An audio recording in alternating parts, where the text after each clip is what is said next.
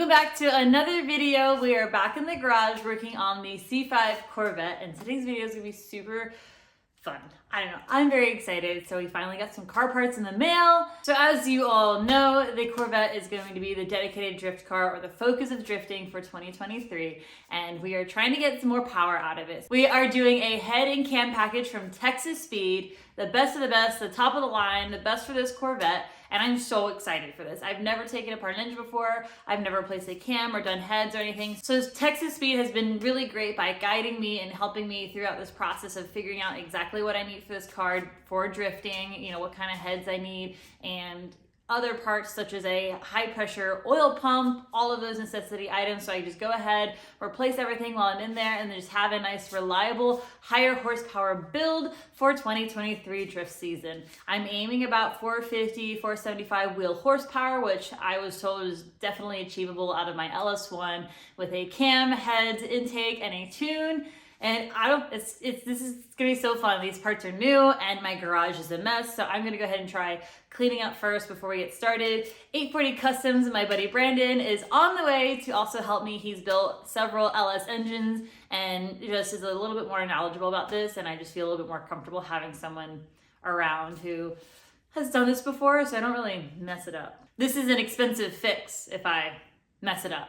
So I'm gonna go ahead and get my garage cleaned and a little bit more organized, and then we're gonna go ahead and get started. All right, so I've gone ahead and removed a couple more things. I removed the power steering pump, the power steering pulley, and the water pump. One thing I wanna show you is how freaking filthy my engine bay is and how I cannot wait to clean it and how much better it's gonna look.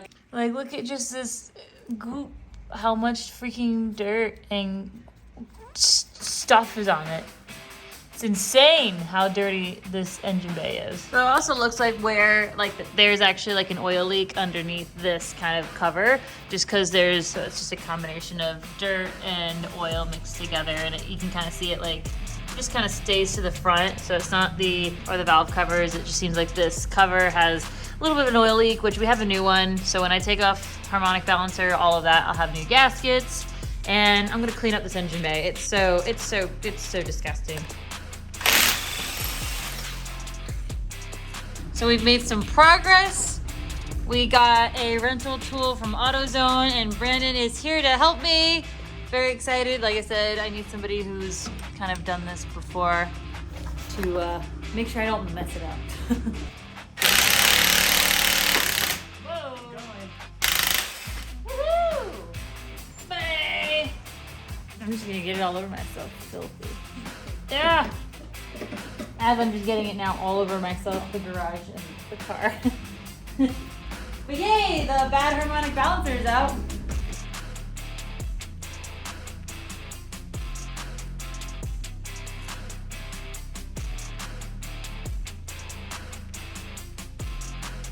This part's already so much better, but getting into all these small crevices is gonna be a challenge. Meh.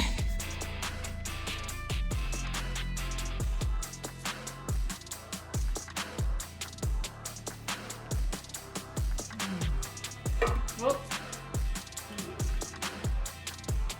Oh, nice. Bye. It's hot. It got hot once at least, because all this nice burnt oil caked onto your cover. Wait, the spots? No, all this brown. Really? That's just from it getting hot? Yeah. Probably from the burn yard. Yeah. It overheated. And It's probably from the guy that owned it before you that didn't change the oil after. Yeah. It looks very good. Yeah? Yeah, I'm genuinely surprised how good it looks in here. Like, the chain doesn't look super slack. Like, the chain's nice and tight. Yeah. I mean, how many miles does this thing have? 170, I think. Yeah. It's all in good shape. Well, this side's a little loose. Oh, so is slack bad?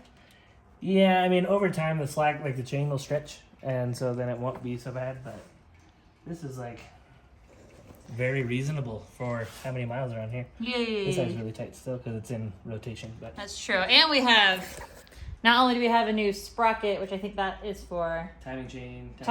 All this stuff's going to be gears, new that new Texas cam. Speed sent me, so really excited just to have basically a whole new the engine after this, except for the black. It'll be red. Yes.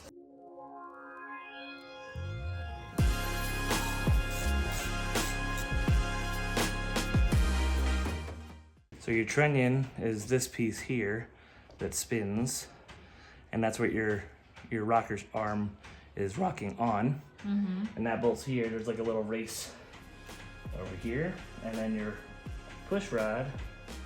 Whoa! It just slid right out. Yeah. So it's down on a lifter sitting inside the head there, and so that sits on this little ball right there. Yeah. And so when this goes up, this gets pushed, and when you push. Oh. So that's how it works. Interesting.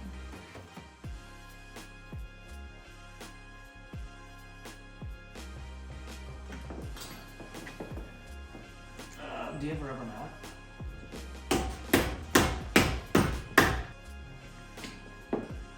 Whoa! Yay! Lots of rust here.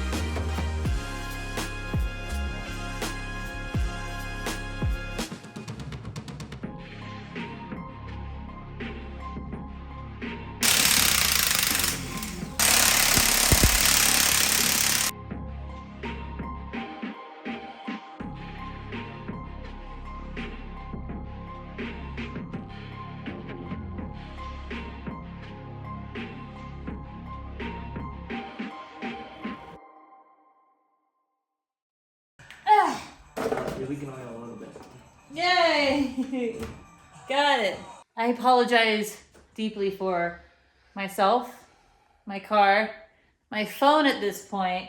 We are a huge mess, but we have made some huge progress on the Corvette. So we wanted to take off the oil pan. We couldn't take off the oil pan because the exhaust manifold was in the way. The exhaust manifold needed the heads to be removed so that we can remove it. So we ended up just removing the heads. Looks great. We still have to go for the oil pan, but yeah, we've made some progress. Yeah. Thanks for helping me out. So far, so good. Oh, I hope so. It'll be great. It was definitely a much bigger task than I imagined, and everything is just a little bit more difficult to get to than the cars that I'm used to. But this is really cool. I'm really excited, and yeah, we have them removed. Yay! It's, like I said, a little bit of a pain. We have the exhaust manifold off on the driver's side, working on getting it off on the passenger side. After that, we're gonna do the oil pan. I have a new oil pan gasket. It's had a really bad leak since I've had it, and you were missing a bolt. oh, that's right. I've also found out I've been missing several bolts on this, so I think that's also contributing to the leaking problem that I've been having. But yeah, pretty stoked, pretty excited for myself, and thank you very much, Brandon, for coming out to help. Absolutely. He actually knows what he's doing when it comes to this. So I guess what's next now? We gotta pull this header out. That's gonna be challenging with a starter, but we'll get it there, and then pull the pan off. Oil pan? Yeah. All right. We still gotta pull the lifter trays and the lifters out, but that can go later. That can be later. Yeah. Yeah. Ew. Whoa. So gross, guys.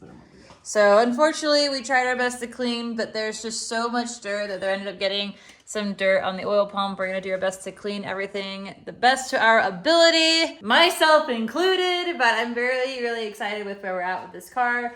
I'm gonna go ahead and close out the video for today. It was a lot of work and took a lot of time, but with patience and yelling at the engine, and then things finally came out. It came apart. I'm worried about being able to put it back together, but it should be fine. Again, thank you, Brandon, for coming to help me. You guys need to go check him out, 840 Customs. Right? Yeah.